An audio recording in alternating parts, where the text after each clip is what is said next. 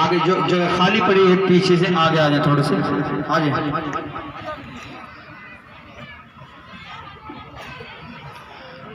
تھوڑی ہلچل کر لیجیے، آگے کو آ جائیں، جو ادھر کونے میں بیٹھے ہوئے جو، تاکہ پیچھے آنے والے کو کوئی وہ نہ ہو، دشواری نہ ہو. ہلچل کر لیجیے، ہلچل میں ہی برکت ہے، حرکت میں ہی برکت ہوتی ہے. ماشاءاللہ. میں آپ سے پھر ایک مرتبہ عہد لیتا ہوں کہ آپ حضرات اس وقت تک یہاں سے نہیں جائیں گے جب تک کہ دعا نہ ہو جائے. جو حضرات اس چیز پر، اس بات پر آمادہ ہیں، وہ ہاتھ مار کر ایک مرتبہ شہادت دے دیں کہ ہم انشاءاللہ دعا تک یہاں رہیں گے. ہاتھ کم اٹھ رہے ہیں، جانے کا ارادہ ہے کیا؟ ٹھیک ہے، انشاءاللہ. انشاءاللہ کہیں کہ سب ہم نہیں جائیں گے انشاءاللہ. جی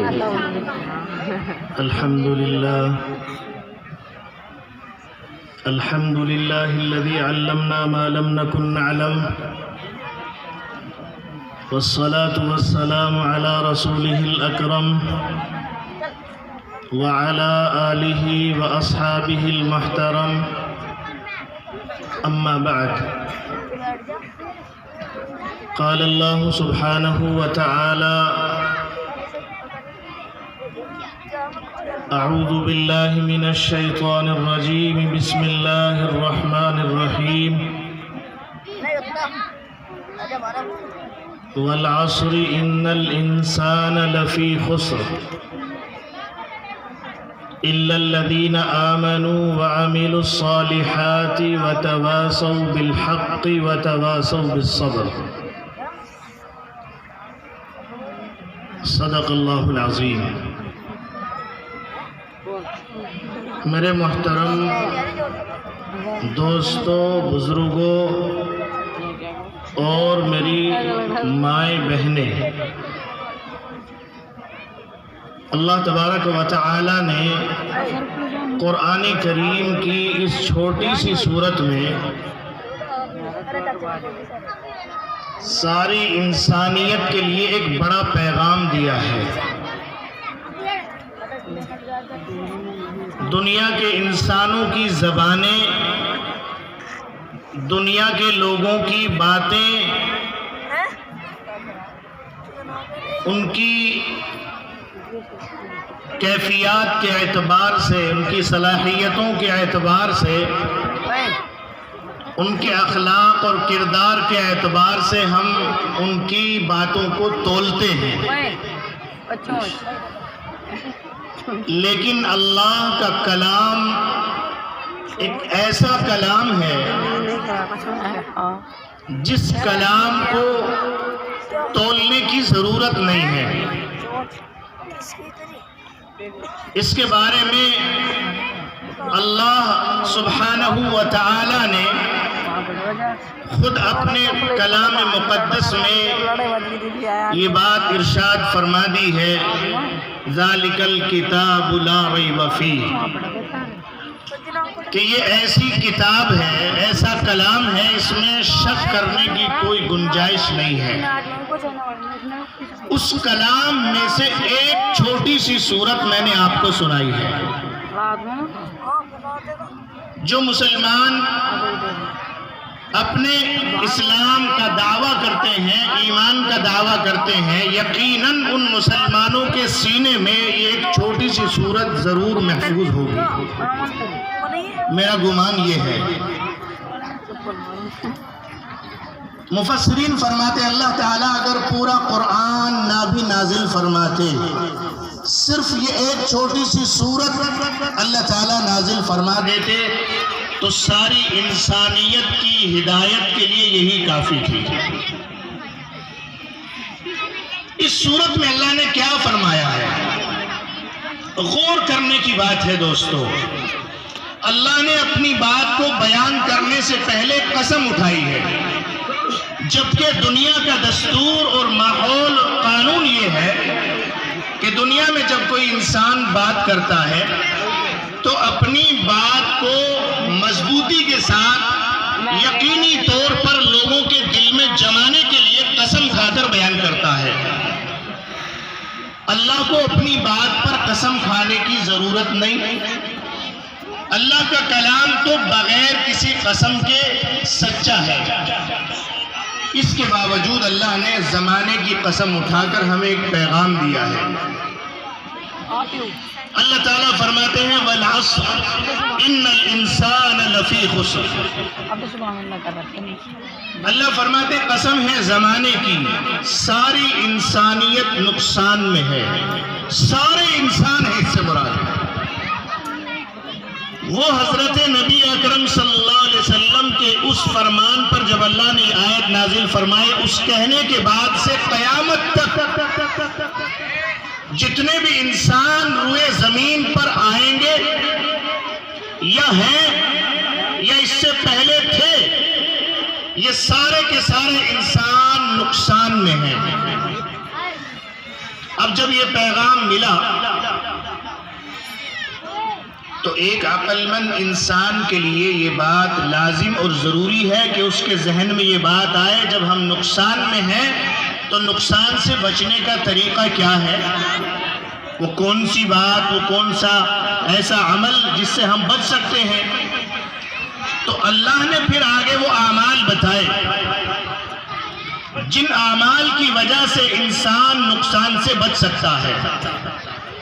اللہ نے فرمایا إِلَّا الَّذِينَ آمَنُوا وَعَمِلُوا الصَّالِحَاتِ وَتَوَاصَوْا بِالْحَقِّ وَتَوَاصَوْا بِالصَّبْرِ۔ سب سے پہلی بات ارشاد فرمائی، جو لوگ دنیا میں اللہ پر ایمان لے آئے، ساری انسانیت میں سے جو بچنے والے ہیں نقصان سے، جنہیں اللہ نے محفوظ کیا ہے، وہ ہیں ایمان والے۔ تو اللہ کا فضل و کرم ہے، ہم سب ایمان والے ہیں کہ نہیں بھائی؟ اس میں تو کوئی شک نہیں ہے۔ اللہ تعالیٰ نے ہمیں ایمان دیا ہے۔ ساری انسانیت میں اگر کوئی ذات نقصان سے بچنے کے لیے کوئی مخلوق اگر ہے تو وہ مسلمان ہے، ایمان والے ہیں۔ جس کے پاس ایمان ہے وہ بچ گئے۔ اب دوستو بزرگو، قرآن سے ایمان کو دیکھیں، احادیث سے ایمان کو جانچیں۔ ابھی حضرت مفتی خالد صاحب نے ہمارے لیے پیغام دیا، اللہ نے قرآن میں سب سے پہلا حکم نازل فرمایا، تعلیم حاصل کرو۔ تعلیم کے بغیر ایمان نہیں، اور ایمان کے بغیر کوئی تعلیم نہیں۔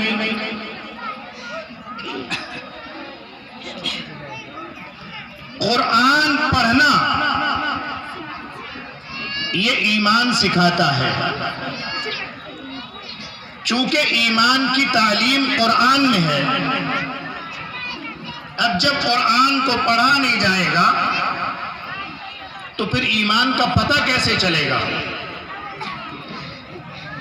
دوستو بزرگو، ہم نے جو کلمہ پڑھا ہے لا الہ الا اللہ محمد الرسول اللہ، اس ایمان کے پڑھنے سے ہم مسلمان ہو گئے، اس کلمے کے پڑھنے سے مسلمان ہو گئے۔ لیکن اس مسلمان ہونے کے بعد حدیث میں آتا ہے کہ ایمان بڑھتا بھی ہے، گھٹتا بھی ہے، ایمان کمزور بھی ہو جاتا ہے۔ اور جب ایمان کمزور ہوتا ہے تو پھر وہ انسان بیمار ہو جاتا ہے، اس کو اعمال صالحہ کرنے کی توفیق نہیں ملتی، نمازوں کا اہتمام نہیں کرتا۔ اس کے لیے میں آپ کو ایک مثال دیتا ہوں۔ دنیا میں آپ نے دیکھا ہوگا کہ بہت سے لوگ بیمار ہوتے ہیں، کسی کو بخار ہو گیا، بخار ہونے کی حالت میں جب وہ باہر چل پھر رہا تھا تو اس بخار نے اس کو گھر میں لٹا دیا، وہ بیماری کچھ آگے بڑھی اور زیادہ بیمار ہوا تو اس بیماری کے سبب اب وہ اپنے بستر پر لیٹا ہوا ہے، کروٹ نہیں بدل سکتا، ادھر ادھر جا نہیں سکتا، کچھ کر نہیں سکتا، تو اب اس کی جو دنیاوی ضروریات ہیں، جو انسانی تقاضے اس کے ساتھ جڑے ہوئے ہیں، مثلاً کھانا پینا، پاخانہ پیشاب، اب یہ سب کچھ اس کے بیمار ہونے کی وجہ سے اس کی اس چارپائی پر بھی ہونے لگا۔ کھانا کھلاتے ہیں وہیں لے کر آ رہے ہیں، یہ تو چلتا ہے، سب کو عام بات ہے کہ کھانا چارپائی پر کھا سکتے ہیں، لیکن ایک ایسی چیز جس کو ہم اپنے بستر پر کرنا تو بہت دور کی بات، وہاں اگر کوئی ذرہ، کوئی قطرہ پیشاب کا یا پاخانے کا آ جائے تو اسے کوئی پسند نہیں فرماتا، لیکن چونکہ بیمار ہو گیا ہے تو بیمار ہونے کی وجہ سے اب سارے گھر والے اس بیماری کی وجہ سے اس چیز کو برداشت کر رہے ہیں، حالانکہ یہ بات بالکل سب کو ناپسند ہے کہ چارپائی پر رہتے ہوئے یہ پاخانہ پیشاب کرے، کوئی اس کو پسند نہیں فرماتا۔ دوستو بزرگو، جب ایک آدمی جسمانی بیمار ہوا تو وہ اپنی ضروریات تک پوری نہیں کر سکتا، اپنی ضرورت کے لیے، اپنی حاجت کے لیے نہ چل سکتا، نہ جا سکتا، نہ کوئی چیز کر سکتا ہے۔ ایک جسم بیمار ہوا تو چارپائی پر آ گیا، جو جسم کو اٹھائے ہوئے ہے، روح جس کو ہم کہتے ہیں، اگر وہ بیمار ہو جائے تو پھر کیا ہوگا؟ یہ غور کرنے کی بات ہے۔ اگر روح بیمار ہو جائے تو پھر کیا ہوگا؟ کیا ہم اس روح کی بیماری کے ساتھ، جب روح بیمار ہوگی تو مسجد نہیں جائے گا، روح بیمار ہوگی تو کوئی دینی مجلس اچھی معلوم نہیں ہوگی، علماء چاہے کتنے ہی اچھے مائک لگا کر آپ کے گھروں میں وہ بات پہنچا دیں، مدرسے والے انتظام کر کے، لیکن چونکہ ایمان کی جو اصل حقیقت ہے اس میں کمزوری آ گئی، اس کمزوری کی وجہ سے اب اس کو وہ چیزیں جو اسے اچھی نہیں لگتی تھی وہ اچھی لگنے لگیں گی۔ اس لیے میرے دوستو بزرگوں، ہم سب روحانی مریض ہو گئے ہیں۔ ان روحانی بیماریوں کا علاج ہماری ان روحانی مجلسوں میں ہوتا ہے، روحانی مجلسوں میں ہوتا ہے۔ ہم سب اس دنیا میں جتنے بھی لوگ آئے ہیں، ایمان کے بغیر کوئی کامیاب نہیں ہو سکتا۔ ریکارڈ ہو رہی ہو، اس لیے سب یہ طے کرو کہ انشاءاللہ ہم ایمان کے لیے اپنے مدرسوں میں، اپنی مسجدوں میں، جیسے بھی کوئی کسی طرح کی دینی مجلس قائم ہوگی، آئندہ جیسے ہی وہ شروع ہوگی آ جائیں گے، اور جب تک ختم نہیں ہوگی جائیں گے نہیں انشاءاللہ۔ یہ دل کو سمجھانے کی بات ہے، جب تک دین کی قدر رہے گی اللہ تعالیٰ اس دین سے فیضیاب ہمیں کرتے رہیں گے، اور اگر دین کی قدر نہ رہی تو پھر میں نے بہت سے علماء کی کتابوں میں یہ پڑھی ہیں یہ باتیں، ان کے اب تک کے نتائج ہیں کہ آئندہ پھر ایسا ہوگا کہ لوگ چلائیں گے اور کوئی تمہارے پاس نہیں آئے گا۔ اس لیے آپ حضرات انشاءاللہ یہ طے کر لیں کہ ہم اپنے علماء کی قدر کریں گے۔ مجھے تو بس یہ بات ایک عرض کرنی تھی کہ رسول اللہ صلی اللہ علیہ وسلم نے اس دین کو سینچا ہے تو اس کے لیے بڑی قربانیاں دی ہیں، اس کے لیے آپ نے اپنی ذات پر خرچ نہیں کیا، امت پر اور امت کے ان افراد پر جن سے دنیا کے اندر اس دین کو باقی رکھا گیا ہے۔ حضرت شفا ایک صحابیہ ہیں، یہ فرماتی ہیں ایک مرتبہ رسول اللہ صلی اللہ علیہ وسلم کے پاس کہیں سے یہ مال غنیمت آتا تھا تو آپ تقسیم فرماتے تھے، یہ پہنچی رشتہ داری کے تعلق سے کہ میں بھی آپ سے کوئی چیز لے لوں۔ جب یہ پہنچی تو وہ سارا سامان رسول اللہ صلی اللہ علیہ وسلم خرچ کر چکے تھے، آپ کے پاس دینے کے لیے کچھ نہیں تھا۔ اب یہ پہنچی ہیں، جا کر انہوں نے عرض کیا تو آپ نے عذر کر دیا کہ شفا اس وقت میرے پاس کوئی چیز دینے کے لیے نہیں ہے۔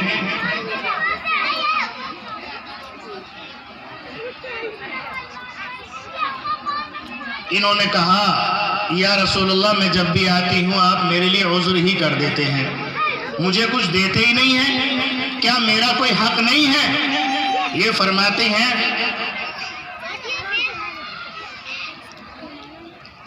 کہ میں نے رسول اللہ صلی اللہ علیہ وسلم کو جس طرح ڈانٹتے ہیں اس انداز میں کچھ الفاظ کہے۔ یہ بات کرتے ہوئے نماز کا وقت ہو گیا، رسول اللہ صلی اللہ علیہ وسلم نماز میں شریک ہو گئے، میں اپنی بیٹی کے یہاں تشریف لے گئی۔ حضرت شرحبیل ایک صحابی ہیں، ان کے نکاح میں ان کی بیٹی تھی۔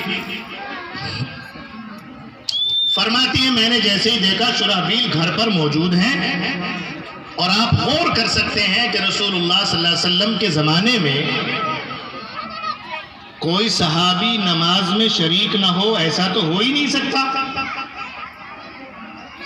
کہ نماز میں رسول اللہ موجود ہوں اور کوئی صحابی اپنے گھر میں ہو۔ یہ خیال تو بہت دور کی بات، وہاں تو کوئی منافق بھی جماعت کی نماز نہیں چھوڑتا تھا، یہ ماحول تھا۔ حضرت شفا فرماتی میں نے دیکھا کہ یہ اپنے گھر میں موجود ہیں۔ دوستو بزرگو، انہوں نے اپنے داماد کو ڈانٹنا شروع کیا کہ رسول اللہ صلی اللہ علیہ وسلم نماز پڑھائیں اور آپ اپنے گھر میں ہو۔ یہ کہنے لگے خالہ جان آپ مجھے ڈانٹے نہیں، میری بات سن لیں۔ فرمایا کہ خالہ میرے پاس جو پہننے کا ایک میرا کرتا ہے، جو میں ایک جبہ پہنتا ہوں، وہ رسول اللہ صلی اللہ علیہ وسلم نے مجھ سے مانگ کر لیا ہے، اور اسے پہن کر آپ صحابہ کرام کے پاس بیٹھے ہوئے ہیں۔ حضرت شفا فرماتی ہیں میں نے کہا میرے ماں باپ آپ پر قربان ہو، میں تو ابھی رسول اللہ کو ڈانٹ کر آ رہی ہوں، اور میں نے کہا کہ آپ سے میرا رشتہ داری کا تعلق ہے، آپ کا حال یہ ہے کہ آپ پر اپنا ذاتی کرتا تک موجود نہیں ہے، مجھے اس کی خبر کیوں نہ ہوئی؟ دوستو بزرگو، اللہ کے نبی علیہ السلام نے یہ اپنے لیے خود بخود طے کیا تھا، اللہ نے اختیار دیا تھا سب۔ ابن عباس رضی اللہ عنہ فرماتے ہیں کہ ایک مرتبہ حضرت جبرائیل علیہ السلام رسول اللہ صلی اللہ علیہ وسلم کے ساتھ صفا پہاڑی پر ٹہل رہے تھے، اور آپ صلی اللہ علیہ وسلم نے حضرت جبرائیل سے عرض کیا جبرائیل میرے اہل و عیال کے پاس، میرے گھر والوں کے پاس شام کے کھانے کے لیے اتنا بھی نہیں ہے کہ ایک مٹھی آٹا گھر میں موجود ہو، یا ایک چپٹی گھر میں کوئی ستو موجود ہو جس سے کھانے کا کسی کا انتظام ہو سکے۔ دوست بزرگوں، رسول اللہ صلی اللہ علیہ وسلم یہ بات کہہ کر خاموش نہیں ہوئے تھے، آسمان پر ایک دھماکہ خیز آواز ہوئی، اور اس آواز سے نبی اکرم صلی اللہ علیہ وسلم یہ سمجھے کہ کہیں اللہ نے قیامت برپا کرنے کا ارادہ تو نہیں کر لیا، کہ ایسی چنگھاڑ اور ایسا ایک دھماکہ اس وقت ہوگا جبکہ قیامت آئے گی۔ اس لیے اللہ کے نبی علیہ السلام نے جبرائیل سے پوچھا جبرائیل کیا اللہ نے قیامت برپا کرنے کا ارادہ کر لیا ہے؟ جبرائیل نے فرمایا نہیں یا رسول اللہ، بلکہ آپ نے جب یہ بات عرض کی ہے مجھ سے میرے اہل و عیال کا حال یہ ہے، تو اللہ نے وہ آپ کی بات سنی اور اسرافیل کو حکم دیا اسرافیل جاؤ زمین پر جہاں پر میرا محبوب یہ بات جبرائیل سے عرض کر رہا ہے اس سے جا کر عرض کر دو یا محمد یہ اسرافیل حاضر ہے، زمین کے تمام خزانوں کی چابیاں اسرافیل کے ہاتھوں میں ہیں، اور اسرافیل یہ عرض کر رہا ہے اللہ نے کہا اے محمد ان تمام خزانوں کی چابیوں کو آپ اپنے پاس رکھ لیجئے، آپ اگر چاہیں تو یہ تہامہ پہاڑ جو آپ کے قریب میں ہے اس کو ہم زمرد، یاقوت اور سونے چاندی کا بنا دیں گے، یا محمد اگر آپ چاہیں تو ہم ان پہاڑوں کو یہ حکم دیں گے کہ یہ تمہارے ساتھ سفر کریں، جہاں تم دنیا میں جانا چاہو وہاں یہ اس کیفیت کے ساتھ کہ اس میں سونا چاندی موجود ہو، اس میں زمرد یاقوت بھرے ہوئے ہو، اس حالت میں یہ تمہارے ساتھ سفر کریں۔ یہ پیغام اللہ اللہ نے تمہارے لیے بھیجا ہے، لیکن ایک بات مشورے کی ہے، میں یہ عرض کرنے آیا ہوں۔ اللہ نے کہا ہے کہ محمد یا تو آپ بندگی والی نبوت اختیار کر لیں یا پھر بادشاہت والی نبوت اختیار کر لیں۔ یہ دو باتیں ہیں جو اللہ نے تمہیں اختیار دیا ہے۔ اللہ کے نبی علیہ السلام دوست بزرگوں جبرائیل کی طرف متوجہ ہوئے اور آپ نے مشورے کی نظر سے جبرائیل کو دیکھا۔ جبرائیل علیہ السلام نے آدم علیہ السلام سے لے کر حضرت عیسیٰ علیہ السلام اور محمد الرسول اللہ صلی اللہ علیہ وسلم تک تمام انبیاء اور رسل کی پیغمبری کا کام کیا ہے۔ سب کے پاس اللہ کے پیغام لائے ہیں، یہ پیغام سنائے ہیں۔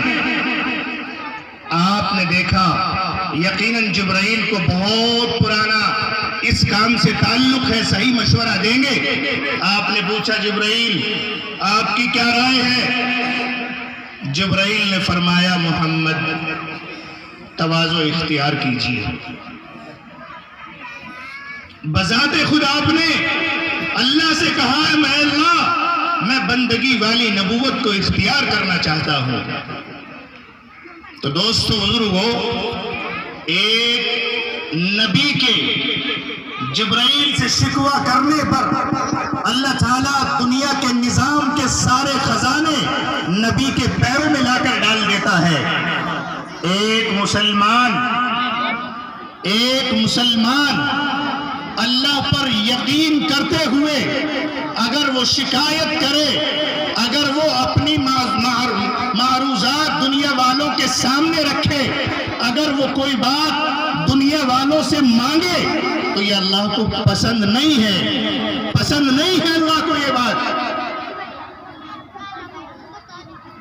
ہم سب اپنے ایمان کے اعتبار سے دنیا والوں کے سامنے اپنی معروضات رکھے ہوئے ہیں۔ حضرات صحابہ کرام کا معمول یہ تھا کہ وہ ہر ایک بات کو اللہ کے سامنے پیش کرتے تھے، اسی لیے بدن پر کپڑے نہیں تھے، پیروں میں جوتے نہیں تھے، لیکن حکومتوں کے تاج ان کے پیروں میں پڑے ہوئے تھے، بادشاہ ان کے سامنے سر نگو ہوتے تھے۔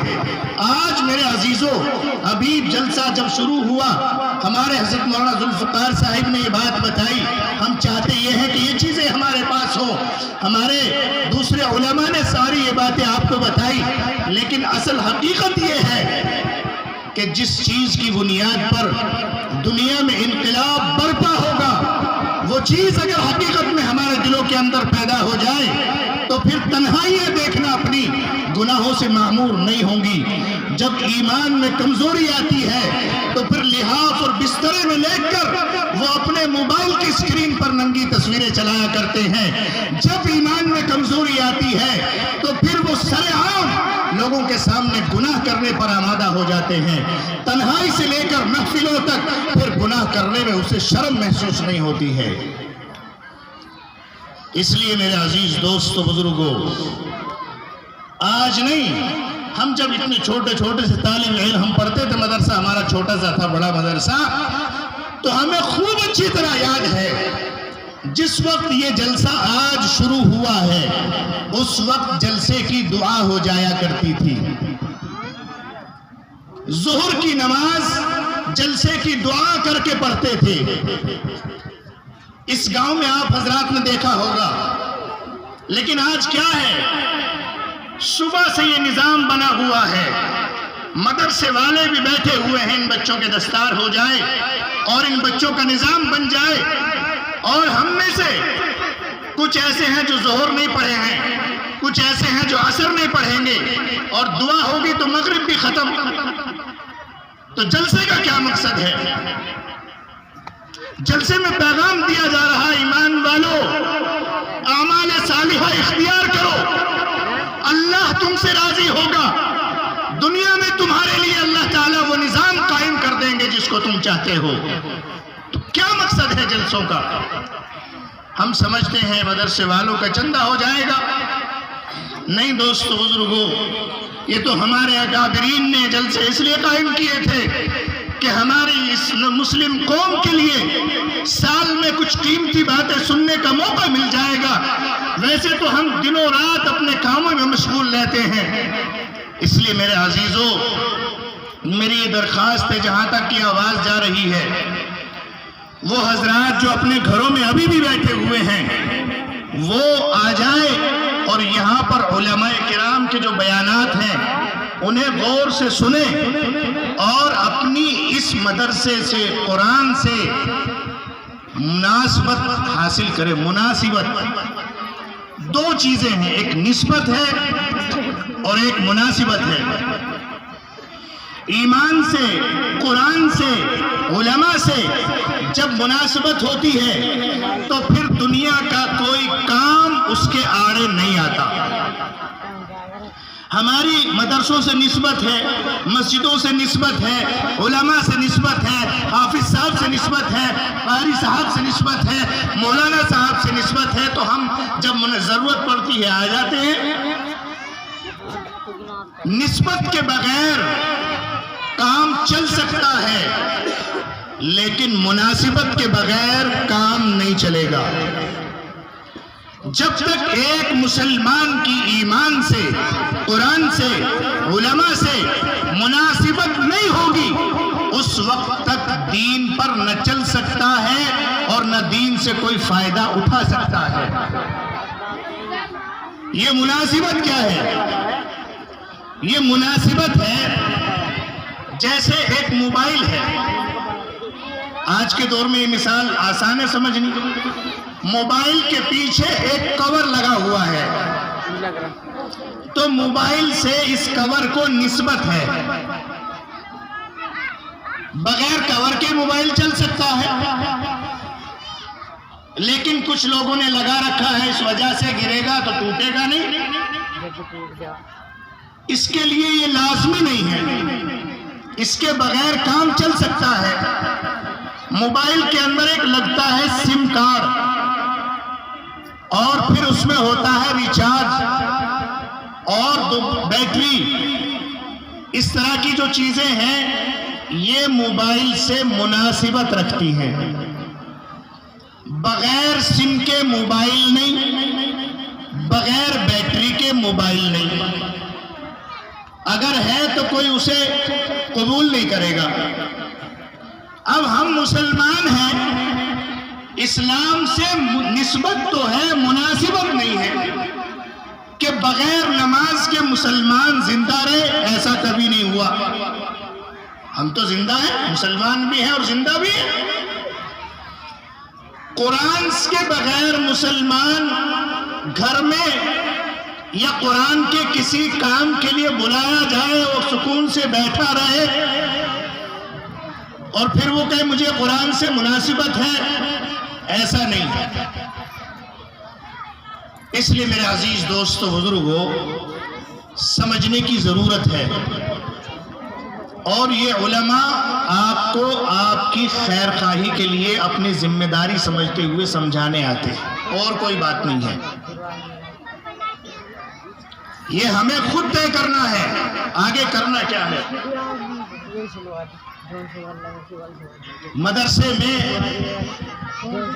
مدرسے سے نسبت ہوگی تو پھر مدرسے کی تمام ضروریات کا تکفل کرنے والے بنیں گے۔ اگر صرف مناسبت نہ ہوئی، صرف نسبت رہی، آئے چلے گئے، آئے ہاں ٹھیک ہے جی ہم جانتے ہیں قاری صاحب کا مدرسہ ہے اور یہ ایک مدرسہ چل رہا ہے، یہ بھی ہمارے گاؤں میں ہے، چلتا رہے گا۔ مدرسے سے مناسبت قائم کرنا یہ ہماری اپنی ذمہ داری ہے۔ اس مناسبت کا فائدہ کیا ہوگا؟ اس سے ایک تو ہماری نسل کارآمد ہوگی، ایک اللہ تعالیٰ نے قرآن کریم کے اندر ان تنصر اللہ ینصرکم ویثبت اقدامکم، یہ بات اللہ نے اپنے قرآن میں بیان فرما دی، اگر تم اللہ کے دین کی مدد کرو گے تو اللہ تمہاری مدد کرے گا۔ اللہ کے دین کی اس وقت میں کیا مدد ہے؟ اللہ کے دین کی اس وقت میں سب سے بڑی مدد یہ ہے کہ ان مدرسوں میں جو بچوں کا نظام قائم ہے، اس نظام کے لیے ہمیں جو بھی جان مال وقت لگانا پڑے اس کو لگانے کے لیے ہم سب سے آگے بڑھیں، اس لیے کہ عالمی طور پر دنیا میں یہ فیصلہ کن بات واضح ہو گئی ہے کہ اسلام کے مسلمانوں کی، اسلامی بچوں کی اس وقت میں پیداوار ختم کی جائے۔ مسلمان بچے کتنے پیدا کر لیں لیکن انہیں مسلمان نہ بننے دیا جائے۔ ہمارے یہاں تو چونکہ ایسا کوئی نظام نہیں ہے اس لیے ہمیں سمجھ نہیں آئے گی۔ آپ دہلی شہر میں جائیے، ہندوستان کے بڑے بڑے شہروں میں جائیے تو آپ کو عیسائیوں کے چھوٹے چھوٹے اسکول ملیں گے جنہیں کانوینٹ کہتے ہیں، جس میں صرف 3 سال سے 6 سال 7 سال تک بچہ پڑھتا، اس کے بعد وہ نہیں پڑھاتے ہیں۔ کیوں؟ اس لیے کہ ہم نے اس بچے کو ان 4-5 سالوں کے اندر عیسائی بنا دیا ہے، اس کی رگ رگ کے اندر عیسائیت ڈال دی ہے۔ اب جیسے یہ 10 سال کا ہوگا، 15 سال کی عمر تک یہ عیسائیت کو اچھی طرح سے قبول کرتا چلا جائے گا اور ہمیں کسی محنت کرنے کی ضرورت نہیں ہے۔ کہیں بھی جا کر دیکھ لیے، کوئی یونیورسٹی اور کوئی بہت بڑا ادارہ کسی عیسائی کا آپ کو پورے ہندوستان میں کہیں نہیں ملے گا، صرف اور صرف چھوٹے چھوٹے ادارے ملیں گے۔ اس کے پیچھے ذہنیت یہ ہے، اور مسلم بچوں کو صرف اس وجہ سے داخلہ دیا جاتا ہے تاکہ یہ مسلم نہ رہے۔ اس لیے ہماری کوشش یہ ہے کہ ہم ان اپنے چھوٹے چھوٹے بچوں کو مسلمان بنائیں گے، اسلامی طریقہ کار سکھائیں گے، اور وہ ان مدرسوں میں سکھایا جاتا ہے۔ دوستو بزرگوں، مدرسے میں سکھانے کے لیے بہت سا نظام ہے جس کو آپ اچھی طرح سمجھتے ہیں، اس میں پیسے کا بھی انتظام کرنا پڑتا ہے۔ یہ ہمارے یہاں مدرسے والے گاؤں میں ماشاءاللہ بہت سارے ادارے قائم ہو گئے ہیں، آپ سب کو دیجیے، لیکن جہاں خاص طور پر ہمارے بچے پڑھتے ہیں، اس محلے والوں کا حق یہ ہے کہ وہ اپنے اس ادارے کو خاص طور سے اس کا خیال رکھیں۔ اللہ تعالیٰ مجھے بھی آپ کو بھی ان بچوں کی خیر خواہی کے لیے اپنے اس مدرسے کا خیال کرنے کی، اس میں جان و مال خرچ کرنے کی توفیق نصیب فرما دے۔ آمین وآخر دعوانا الحمدللہ رب العالمین۔ ماشاءاللہ بہت خوب۔ اب دستار ہوگی، آپ حضرات خاموشی کے ساتھ بیٹھے رہیں۔ میں بڑے ہی ادب احترام کے ساتھ حضرت والا سے گزارش کر رہا ہوں کہ تشریف لائیں۔ حضرت والا کی مشغولیات جو بے قابو ہیں اس پر بھی وہ قابو بھیج دیتا ہے۔ وطن کو خطرہ ہو تو ٹیپو بھیج دیتا ہے۔ اندھیروں سے نہ گھبرا، اندھیری رات کا مالک، مسافر حوصلہ رکھے تو جگنو بھیج دیتا ہے۔ بہرحال اب دستار ہو رہی ہے، حضرت والا دستار کرائیں گے۔ میری تمام علماء سے گزارش ہے کہ حافظ محمد عالم بن محمد نثار، حافظ محمد عالم، حافظ محمد محسن بن سنجید، یہ 2 بچے ہیں جنہوں نے حفظ میں قرآن کریم مکمل کیا ہے۔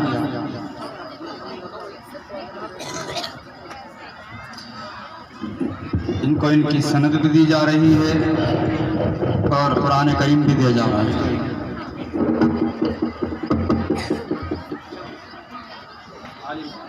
محمد عالم، آج سے بچہ حافظ محمد عالم ہو گیا ہے۔ یہ بھائی نثار کے جو ہے صاحبزادے ہیں۔ یہ کون سا؟ یہ محسن ہے، محمد محسن، حافظ محمد محسن ہو گئے ہیں۔ یہ سنجید صاحب کے جو ہے صاحبزادے ہیں۔ اللہ ان بچوں کو عالم بعمل بنائے۔ بھائی جو سامنے کھڑے بیٹھ جائے، نیچے بیٹھ جائے، نیچے تشریف رکھیں، ہماری مائیں بہنیں وہیں بیٹھ جائیں، پیچھے ہو جائیں تھوڑے سے۔ صدف بنت محمد وریش، یہ صدف بنت محمد وریش، شہرین بنت محمد انصار، شیبہ خاتون بنت محمد شاہد، سمیہ خاتون بنت محمد ساجد ساحر، منتشا خاتون بنت مولانا محمد عرفان، بشرا خاتون بنت محمد سنجید الحسن، دانستہ خاتون بنت محمد ثاقب، یہ 8 بچیاں ہیں، انہوں نے ناظرے میں قرآن کریم مکمل کیا ہے، اور 2 بچے ہیں جنہوں نے حفظ میں قرآن کریم مکمل کیا ہے۔ اب قاری صاحب کا ترانہ ہوگا، اس کے بعد حضرت مولانا کا بیان ہوگا اور دعا ہو جائے گی۔ نیچے بیٹھ جہاں بیٹھا نیچے بیٹھ جائے۔ میں اپنی ماں بہنوں سے گزارش کروں گا کہ پیچھے چلی جائے، وہاں بیٹھ جائے۔ مبارک ہو تم کو یہ دستار عظمت مبارک، یہ پگڑی مبارک، یہ عظمت مبارک، یہ پگڑی پیارو جو تم کو ملی ہے، یہ پگڑی پیارو جو تم کو ملی ہے، عظیم عظمتوں کی یہ حامل بنی ہے، عظیم عظمتوں کی یہ حامل بنی ہے۔ 30 پارے حفظ کامل کر لیے عالم نے آج، 30 پارے حفظ کامل کر لیے عالم نے آج، گویا کہ ہے سر پہ تیرے اللہ کی رحمت کا تاج، گویا کہ ہے سر پہ تیرے اللہ کی رحمت کا تاج، یہ دھوم خوشی کی ہو سب کو مبارک۔ نیچے بیٹھ جائے، نیچے بیٹھ جائے، یہ ادب کے خلاف، اس مجلس کے ادب کے خلاف بیٹھ جائے، بیٹھ کے سب نظر آئے گا۔ بھئی ہمارے جو نوجوان کھڑے وہ بھی وہیں بیٹھ جائے، نیچے جہاں جو کھڑا ہے وہیں بیٹھ جائیں۔ جو بڑے ہیں آگے بڑھائیے تھوڑے، ہر چل کر بھئی آگے ہو جاؤ، آپ تھوڑا آگے ہو جاؤ، جو پیچھے ہیں جگہ مل جائے گی۔ ماشاءاللہ مل کے بیٹھ جاؤ، آ جائے بھائی، وہ جو باہر کھڑے ہیں وہ بیٹھ جائیں، ان کے لیے جگہ ہو گئی، تشریف رکھیں ماشاءاللہ۔ ہماری ماں بہنیں ایک سائڈ میں رہیں، وہ جو نوجوان کھڑے ہیں وہ بیٹھ جائیں۔ مبارک ہو تم کو یہ دستار عظمت مبارک، یہ دھوم خوشی کی ہو سب کو مبارک، مبارک ہو دستار عظمت مبارک، بنا دیکھو محسن بھی حافظ ہے اعلیٰ، بنا دیکھو محسن بھی حافظ ہے اعلیٰ، کر دیا اس کے تاریخ کے دل میں اجالا، کر دیا اس کے تاریخ کے دل میں اجالا، خوش نصیبی ہے تیری اور تیرے ماں باپ کی، ہو گئی دنیا وہ قبا کی مبارک زندگی، اور سر پہ پگڑی کا عالم کے جب تاج آیا، سر پہ پگڑی کا عالم کے جب تاج آیا، خوشی میں آج نثار نہ پھولا سمایا، خوشی میں آج نثار نہ پھولا سمایا، خوشی میں ہے غرقاب بڑے اور بالک، مبارک ہو دستار عظمت مبارک، محسن تیری امی نے تجھے خوب پالا، محسن تیری امی نے تجھے خوب پالا، ڈال دی ہے گلے میں راحلہ نے محبت کی مالا، ڈال دی ہے گلے میں راحلہ نے محبت کی مالا، ہے دلکش نظارہ یہ پگڑی کا دیکھو، ہے دلکش نظارہ یہ پگڑی کا دیکھو، رخ پہ آئی بہارے یہ عالم کے دیکھو، رخ پہ آئی بہارے یہ عالم کے دیکھو، ایک محسن بھی آج حافظ بنا ہے، مولوی بھی بنیں گے یہ رب سے دعا ہے، مولوی بھی بنیں گے یہ رب سے دعا ہے، چچا تایا سب رشتے دار آ رہے ہیں، چچا تایا سب رشتے دار آ رہے ہیں، پھول روپیوں کے جو ہار بھی لا رہے ہیں، پھول روپیوں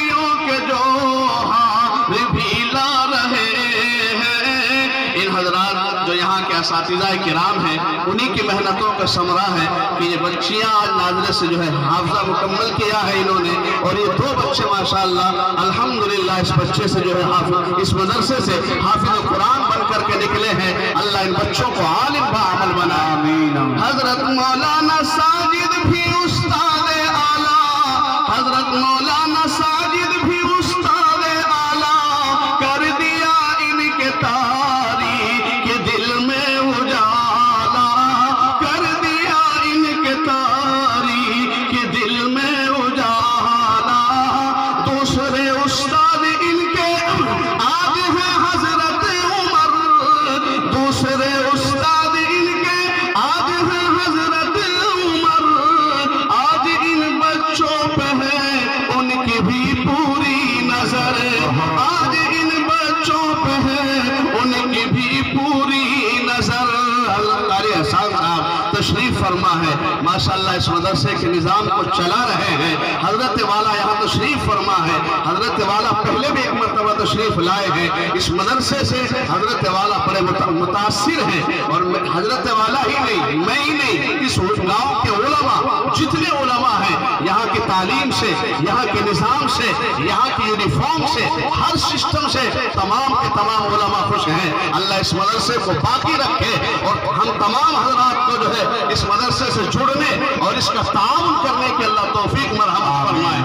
حضرت احسان سے بھی ہے میرا کہنا، حضرت احسان سے بھی ہے میرا کہنا، وقت کی اپنے پابندیاں دیتے رہنا، وقت کی اپنے پابندیاں دیتے رہنا، تو پھر دیکھنا یہ مدرسہ تمہارا، تو پھر دیکھنا یہ مدرسہ تمہارا، یہ بن جائے گا آسماں کا ستارہ، یہ بن جائے گا آسماں کا ستارہ۔